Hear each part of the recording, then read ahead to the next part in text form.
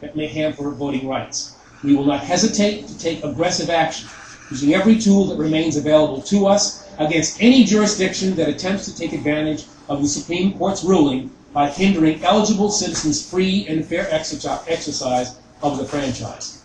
We will also not wait for congressional action to refine and to refocus our current enforcement efforts.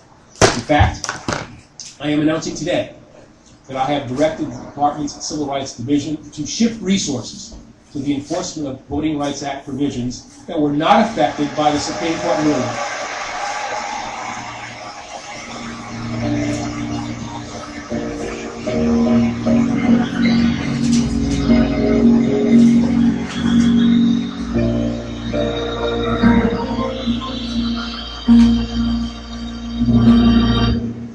To move those resources to the part of the division and to the parts of the Act that were not affected by the Supreme Court's ruling, including Section 2, which prohibits voting discrimination based on race, color, or language, in addition to other federal voting rights laws. It is clear that our work is anything but complete. Our cause is not yet fulfilled. And for all the progress that we made over the last 104 years, our nation's journey along the road to equality and opportunity is far from over. This journey goes on every day in the efforts of those who seek to extend the legacy that our predecessors have established by combating violence and realizing America's founding and enduring promise of equal justice under law. It goes on in the steadfast commitment of my colleagues throughout the Justice Department and the entire Obama administration to prevent all types of civil rights violations. Most of all, it goes on in the passionate advocacy of concerned, dedicated, and ultimately hopeful men and women in and far beyond this room, the members and leaders of America's oldest and largest civil rights organization.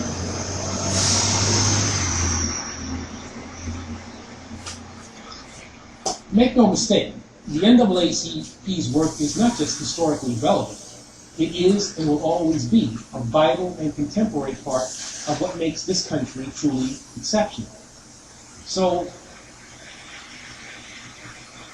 let us pledge that we will honor heroes like Dr. King, Medgar Evers, my Vivian Malone, and so many others who have struggled, sacrificed, and died for the freedoms that we now enjoy by zealously guarding the progress they achieved and matching their contributions with our own.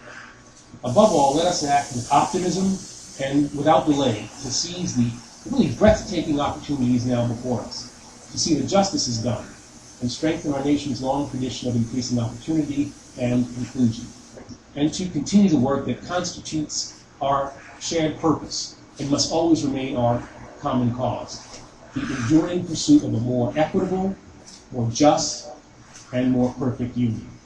Thank you all very much.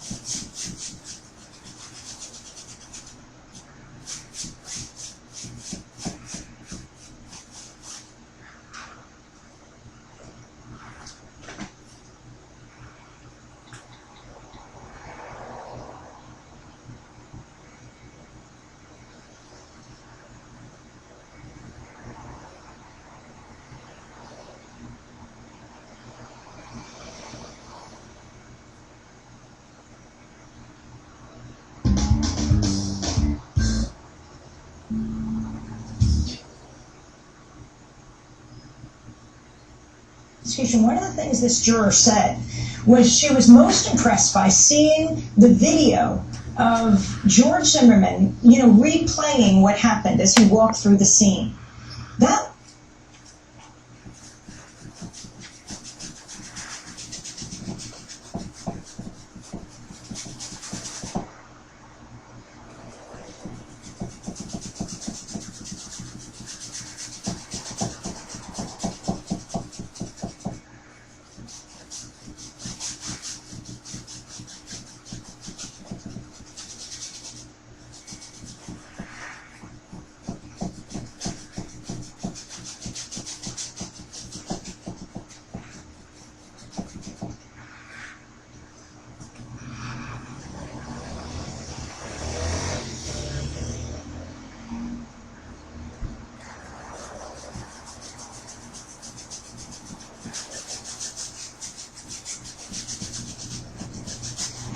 That was introduced by the prosecution.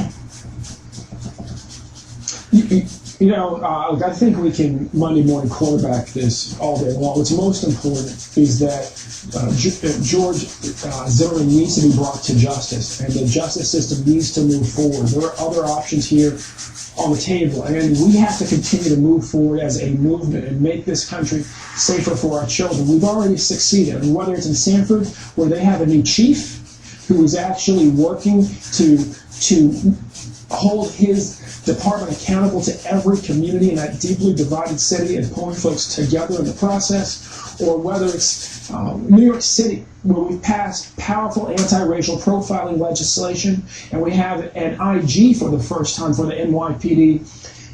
None of that would have happened without Trayvon Martin's family standing up and millions of people standing up with him. And since this verdict came down, even though our servers were shut down for 12 hours, apparently because of the volume coming in, we've signed up almost 1 million people across this country calling on DOJ to finish their job, to look seriously into this case and to bring charges. And that's where we've got to stay focused. We've got to stay focused on getting justice for Trayvon and making sure, most importantly, at this point, there are no more Trayvon. Angela, CNN Anderson's Cooper also asked the unidentified juror if she would want George Zimmerman as a neighborhood watch.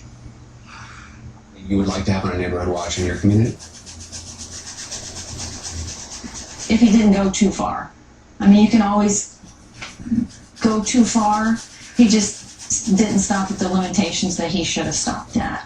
I would feel comfortable having George, but I think he's learned a good lesson. So you would feel comfortable having him now because you think he's learned a lesson from all of it? Exactly. I think he just didn't know when to stop. He was frustrated, and things just got out of hand. People have now remarked subsequently that he gets his gun back, and there are some people who have said the idea that he can have a gun worries them. Does that worry you?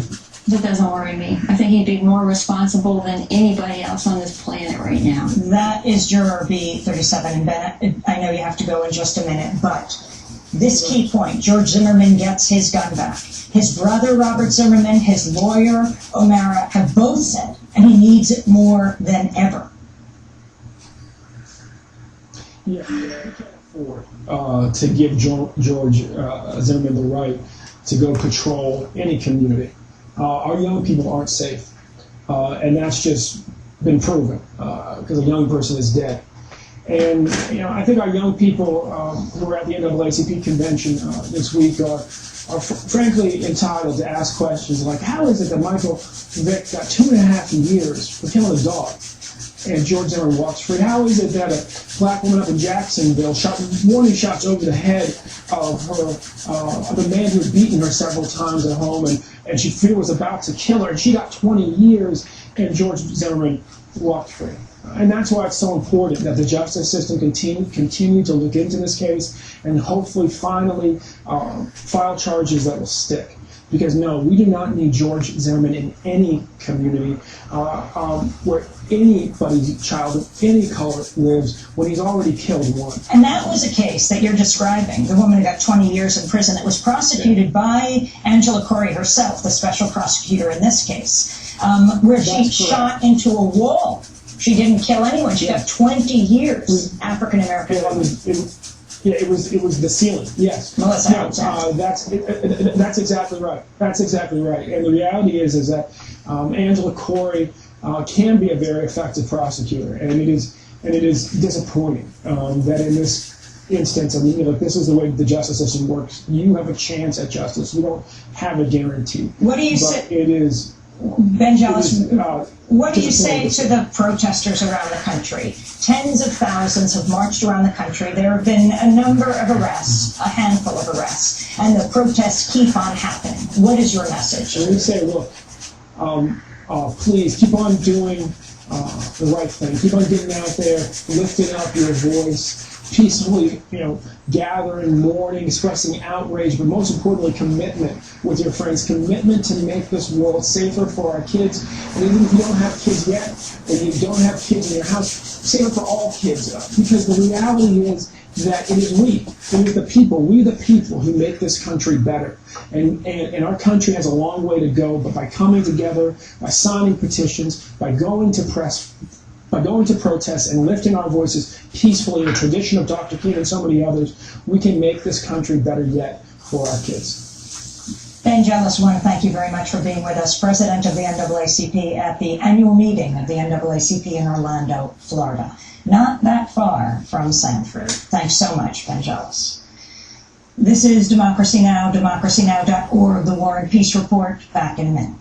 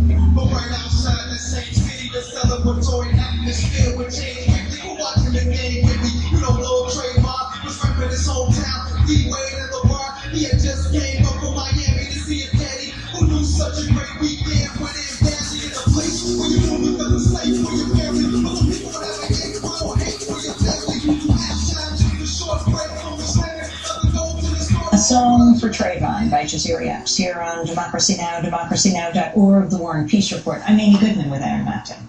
We turn now to Egypt, where new clashes have erupted after a week of relative quiet.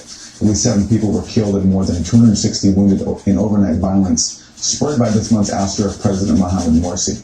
Supporters of Morsi and the Muslim Brotherhood blocked traffic and marched on a key square, angering local residents. Police fired tear gas and birdshot into the crowds, while some protesters threw rocks. It was the worst outbreak of violence since 53 Morsi supporters were killed a week ago.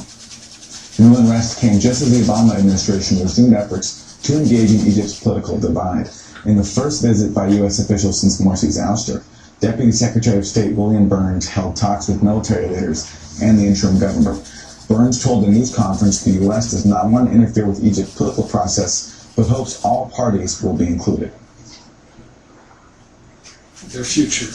I did not come with American solutions, nor did I come to lecture anyone. We know that Egyptians must forge their own path to democracy. We know that this will not mirror our own, and we will not try to impose our model on Egypt. What the United States will do is stand behind certain basic principles, not any particular personalities or parties. If representatives of some of the largest parties in Egypt are detained or excluded, how are dialogue and participation possible? The government itself has said it wants inclusion of all political streams. We've called on the military to avoid any politically motivated arrests, and we have also called upon those who differ with the government to adhere to their absolute obligation to participate peacefully. In his remarks, the Deputy U.S. Secretary of State, William Burns, continued the Obama administration's refusal to label Morsi's ouster a coup, thereby protecting the $1.5 billion in U.S. aid. The Muslim Brotherhood says it's refusing to meet with Burns, as has the group Tamarat, which helped drive Morsi from power.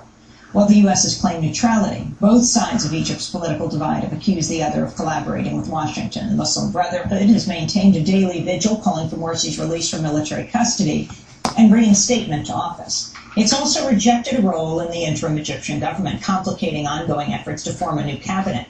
In an escalation of the standoff between the two sides, Egypt's public prosecutor Monday ordered the arrest of 7 senior Muslim Brotherhood and Islamist figures on allegations of inciting violence. Muslim Brotherhood leader Mohammed Baghi and other top officials were indicted on similar charges last week. For more, we go to Cairo, Egypt, where we're joined by Democracy Now! Correspondent Sharif Abdel-Qadoos. Talk about the latest, the violence overnight, Sharif.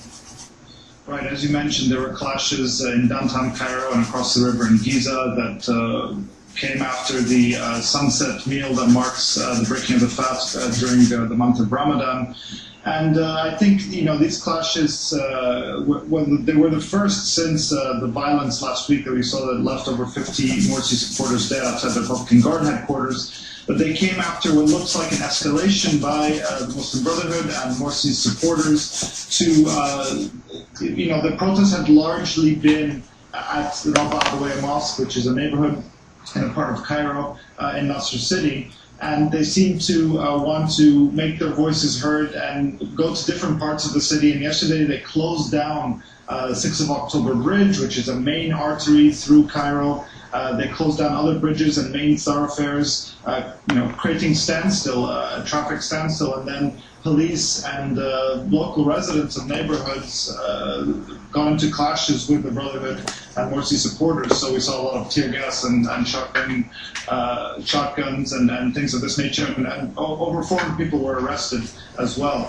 So it seems that the Morsi supporters want to continue to escalate their protests. They're not getting a lot of coverage on the private TV networks that are more supportive of the military.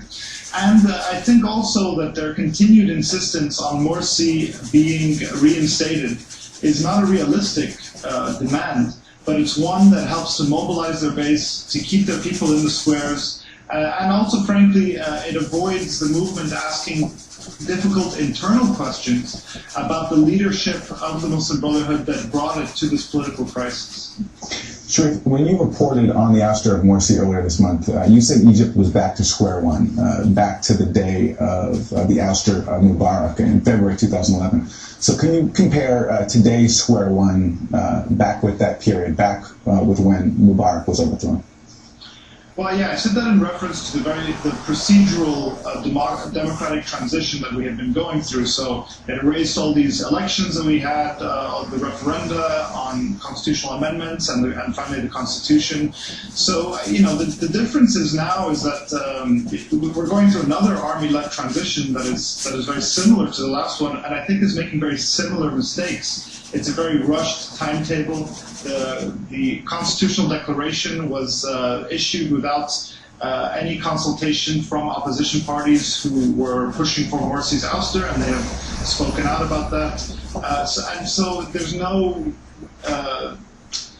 there isn't a real process for reconciliation that we can see. There's a national reconciliation that's supposed to be starting with the interim president Adli Mansour and also with the Sheikh of Al-Azhar and so forth. But with this continued violence in the streets, with this continued crackdown on not just Brotherhood members but also other leading Islamist figures, it's very difficult to see how real reconciliation can happen. And finally, we're seeing also a resurgence of this kind of nationalism and national amnesia almost that is applauding the army and the security forces to crack down with impunity and to that really mismanaged the first transition, helped lead us to this political crisis in the first place, that is guilty of many crimes itself that were documented in a fact-finding commission commissioned by the ousted president. And so, the jailers should themselves be jailed. And so that's the situation we're in, but it's a very polarizing atmosphere right now, much more polarized than the kind of the pluralistic feeling we had on February 11th, where Islamists and non-Islamists and everyone was kind of together. Now we have this very polarized and vitriolic atmosphere, which is dangerous and can usher in a new kind of, or a deeper authoritarianism. Associated Press reporter Matt Lee challenged State Department spokesperson Jen Psaki to say explicitly that the U.S. urged Egypt to release President Mohamed Morsi. Psaki would not oblige.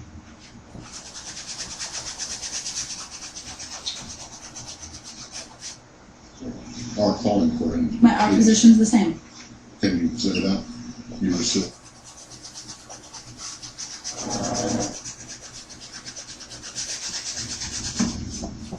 Politically motivated detentions. Including a President Morsi. Yes. Can you say that? I think I just said it, Matt. I don't No, think we can need you to say play this that? game. Can you use his name, please? Because Deputy Secretary Burns was very careful not to mention his name. And so I would like to know, I mean, can you just say, if your position is the same as last week when you said we think that he should be released, can you say the same thing today? Do you just enjoy the sound of my voice? I do. Okay. I do. This is a serious question. I realize it. She didn't say it last week. She just nodded. What do you think should happen to? Can I just finish? Hold on.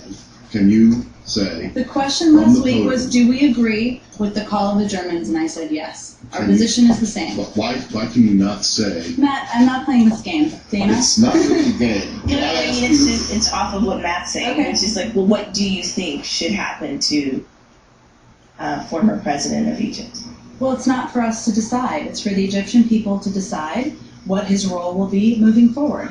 Can you take the question as to why uttering Square, angering local residents. Hopes all party. Similar to the last one, and I think is making very similar mistakes. It's a very rushed timetable. The constitutional declaration was issued without any consultation from opposition parties who were pushing for Morsi's ouster, and they have spoken out about that. So there's no. There isn't a real process for reconciliation that we can see. There's a national reconciliation that's supposed to be starting with the inter-president Adli Mansour and also with the Sheikh of Al-Azhar and so forth. But with this continued violence in the streets, with this continued crackdown on not just Brotherhood members but also other leading Islamist figures, it's very difficult to see how real reconciliation can happen. And finally, we're seeing also a resurgence of this kind of nationalism and national amnesia almost that is applauding the army and the security forces to crack down with impunity and to lead the country in this transition. And we have to remember that this is the same army that really mismanaged the first transition, helped lead us to this political crisis in the first place, that is guilty of many crimes itself that were documented in a fact-finding commission commissioned by the ousted president. And so, the jailers should themselves be jailed. And so that's the situation we're in, but it's a very polarizing atmosphere right now, much more polarized than the kind of the pluralistic feeling we had on February 11th, where Islamists and non-Islamists and everyone was kind of together. Now we have this very polarized and vitriolic atmosphere, which is dangerous and can usher in a new kind of, or a deeper authoritarianism. Associated Press reporter Matt Lee challenged State Department spokesperson Jen Psaki to say explicitly that the U.S. urged Egypt to release President Mohamed Morsi. Psaki would not oblige.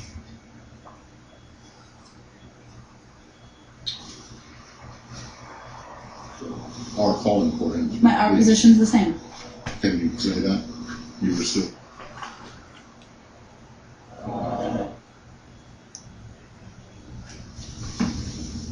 Politically motivated detentions. Including a President Morsi. Yes. Can you say that? I think I just said it, Matt. I don't think we can need you to say play this that? game. Can you use his name, please?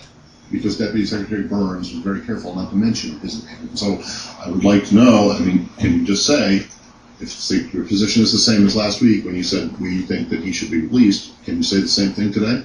Do you just enjoy the sound of my voice? I do. Okay. I do. This is a serious question. I realize it. She didn't say it last week. She just nodded and said yes. What do you think should happen to the president? Can I just finish? Hold on. Can you say? The question last week was, do we agree with the call of the Germans? And I said yes. Our position is the same. Why can you not say? Matt, I'm not playing this game. Dana? It's not really a game. No, I mean, it's off of what Matt's saying. Okay. It's just like, well, what do you think should happen to the former president of Egypt? Well, it's not for us to decide. It's for the Egyptian people to decide what his role will be moving forward. Why uttering President Morsi, Mohammed Morsi's name is taboo? I would like to know that answer.